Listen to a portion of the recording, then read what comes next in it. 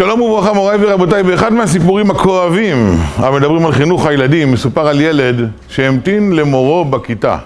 המורה היה אדם דייקן שבדרך כלל היה מגיע עוד לפני הזמן, אך באותו יום הוא איחר. כאשר הוא נכנס לכיתה, הוא רואה ילד אחד שעומד ליד הפתח ומצביע לו על השעון עם חיוך רחב מאוזן לאוזן. מדובר היה במורים של פעם.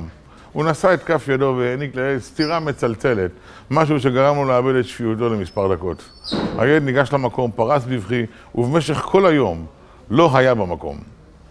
בשעת ערב מאוחרת התקשרה אמו של הילד לכבוד המורה, ואומרת לו, על מה זה קיבל בני היקר סטירת לחי מצלצלת מכבודו?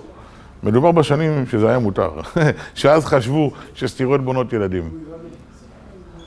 אמר המורה, בנך חוצפן שאין כדוגמתו.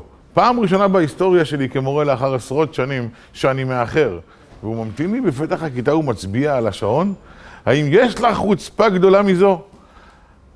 אמרה לו האם, בני מכבד, מוקיר ומעריך את המורה שלו, ואף אוהב אותו אהבת נפש. הוא בסך הכל רצה להראות לו שהוריו קנו לו שעון חדש.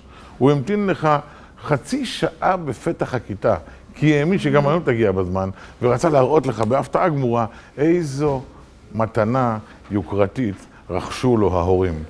ובמקום לקבל ממך גל של אהבה חוזר, הוא קיבל סטירת לחי מצלצלת.